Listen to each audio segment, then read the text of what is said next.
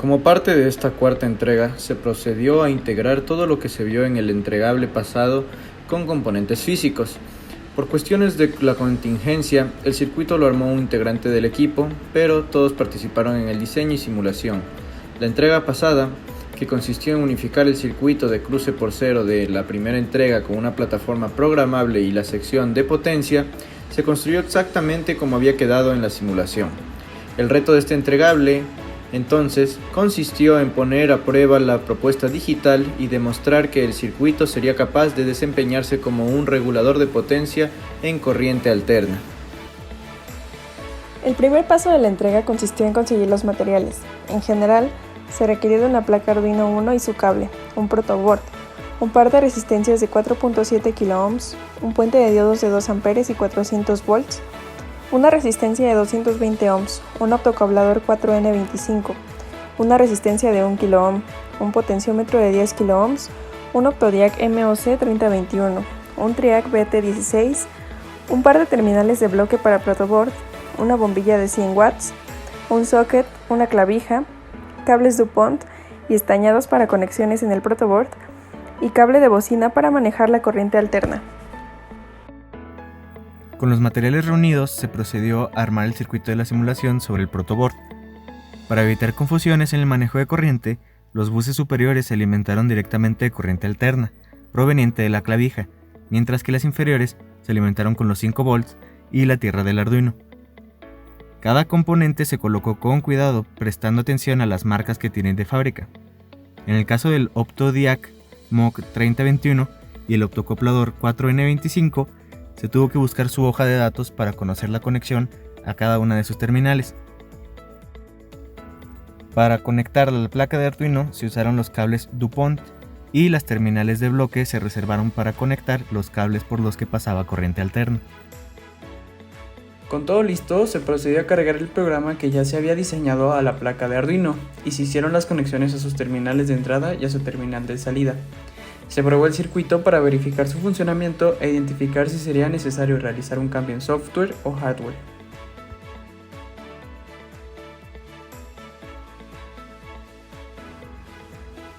Aquí tenemos el circuito del dimmer ya integrado con componentes físicos. Tenemos conectada la tarjeta de Arduino Uno directamente al programa para poder abrir su terminal, la terminal serial. Tenemos pues el circuito. En general, en esta parte de aquí arriba entra la corriente alterna desde la clavija, que por el momento está desconectada. Desde aquí entra y alimenta a los buses superiores del protoboard. Como se había planteado en la simulación, tenemos que se conecta al puente de diodos a través de dos resistencias de medio watt de 4.7 kΩ para poder rectificar la señal alterna. La señal rectificada sale por este cable amarillo y este cable verde y salen directamente, como se había planteado, al optocoplador 4N25, que es este circuito integrado que tenemos aquí. La señal rectificada viene y pasa por esta resistencia de 220 ohms para activar el LED que se encuentra entre estas dos terminales.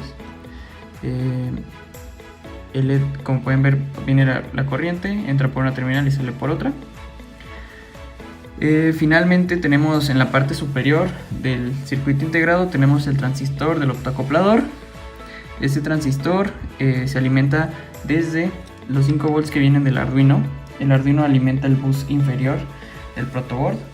Entonces, desde estos 5 volts se alimenta a través de una resistencia de 1 kΩ y esto llega a las terminales del transistor del optocoplador. Este cable rojo sirve como la medida digital del pulsos de cruce por cero. Por eso se conecta a la parte superior del transistor para medir 5 volts cuando este está actuando como un interruptor abierto. Y tenemos finalmente la conexión a tierra del transistor. Entonces estos pulsos que entran al Arduino desde la entrada del pin 2 son los que ayudan a sincronizar la señal de corriente alterna con pues el dimmer que queremos hacer, ¿no?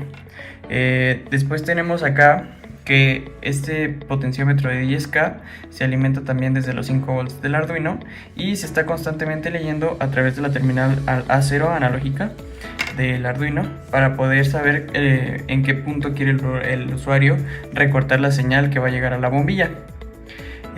Esta señal pues se controla mediante un pulso que sale desde el pin 7, que es este cable blanco. Este pin 7 avienta un pulso cada vez que pasa el tiempo elegido, bueno, el tiempo relacionado con el voltaje elegido en el potenciómetro. Entonces este pulso se envía a través de una resistencia de 100 ohms hacia el OptoDiac MOC 3021 que tenemos aquí. Estas dos son las terminales con las que se activa el OptoDiac. Entonces, pues aquí estaría el LED, entre estas dos terminales que estoy señalando, estaría el LED que se activa con esta corriente, con este pulso. Cuando se activa ese pulso, se permite la conducción que entre las terminales extremas superiores del MOC 3021, que son el DIAC, se permite a través de ellas la conducción y ese pulso se envía a la compuerta del TRIAC que tenemos en este circuito integrado. Entonces, cuando se activa el TRIAC, este TRIAC permite la conducción, como se puede ver, de corriente alterna que pasa a través de la bombilla